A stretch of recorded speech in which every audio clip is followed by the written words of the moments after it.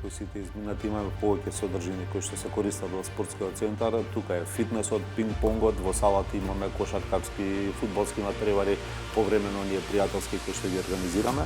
Во однос на затворениот базен, како што напоменавте, можам веќе да ви информирам дека изминатите 3 седмици активно се работи во базенот и веќе санацијата би рекол дека е во поодмината фаза и сметам дека за многу скоро време ќе може да очекуваме резултати.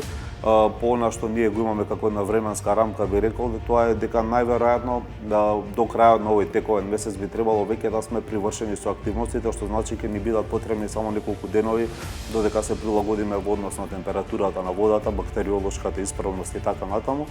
Така што сметам дека нема уште многу време да останеме без затворен базен и ќе може да се користи. Покрај оние клубови спортски кои што ги имаме, пливачки и ватерполо, имаме и рекреативци. Сега тие рекреативци јас би рекол дека се сепак во одредена доза пливачи одредено време, можеби не професионални, но го практикуваат спортот подолг период и го користат исклучиво за тоа. Базенот најчесто го користиме во таа цел, би рекол, не е оној класичен базен, би рекол, летен за разладување. Меѓутоа, да, сите се поканети, слободно може да почнат да го посетуваат кога ќе почнеме со работа, така што сметам дека и ова лето колку што можеме ќе го фатиме во однос на работа. Пливачкиот клуб Скопје го организира на 13 ноември она државно првенство кое што они го организираат, би рекол, со години наназад, така да сега за сега ми е само тоа најавено како дефинитивно. Меѓутоа, знам дека во периодот од септември до декември најчесто има многу надпреварувања тука во базенот, така што сметам дека најмалку 5 до 6 турнири ќе се организираат овде.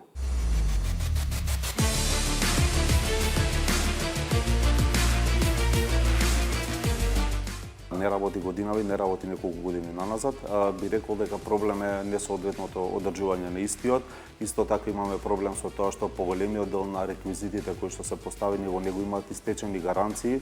Тоа значи дека немаме сертификати за нивна употреба. Истата за да биде извадена ни е потребно малку повеќе период, би рекол, време да се изработат тие бирократски работи. Сепак како што имавме проблем од безбедносен аспект со базенот и за среќа на време го увидовме и го санираме. Истото може да се случи и со аквапаркот, повторувам, од несоодветно одржување. Не би сакале да дојдеме во лоша ситуација, ниту за нас како спортски центар, ниту да се случи нешто лошо на било кој од посетителите тука.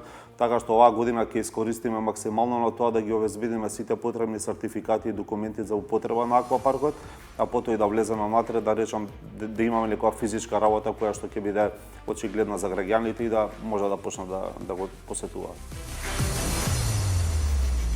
Ние имаме тука, би рекол дека едно константно одржување на салата. Ние имаме после секој настан, дали е тоа концерт, спортски настан или што и да е, имаме одредени оштетувања и така натаму. Меѓутоа тоа во одмора да го решаваме, бидејќи ако кампањски ги работиме работите, салата нема да биде во добра кондиција, како што може да видите, се одржуваат врвни настани тука, како спортски, така и културни настани.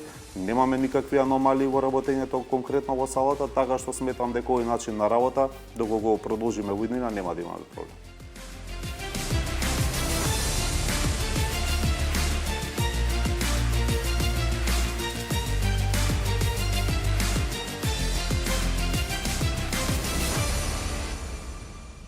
Подготвени сме, да, како што знаете, тука ќе се играат надпреварите во одбојка во машка и во женска конкуренција. Веќе од наредната седмица започнуваме со интензивна работа на подготовки на настанот. Во комуникација сме со Македонскиот олимписки комитет, би рекол, постојано и сметам дека нема да имаме никакви пропусти. Ќе биде еден настан со кој што сите ќе се гордееме и како држава и како ние како спортски центар. Најчесто месец октомври и ноември ги имаме оние денс, би рекол, шоуа кои што се организираат. Сметам дека оваа година ќе се организираат исто така. Така што би рекол периодот од септември до декември, јануар ни е најчесто резервиран за овие концерти кои што се навистина посетени во спортскиот центар. Повеќето од надпреварите ни се одржуваат дури наредната година, би рекол некаде од јануар до март, април месец, бидејќи тога се и квалификациите и за ракомет и за кошарка и за сите спортови. Така што овој период ми е резервиран малку за забава, потоа се префрламе на спорт.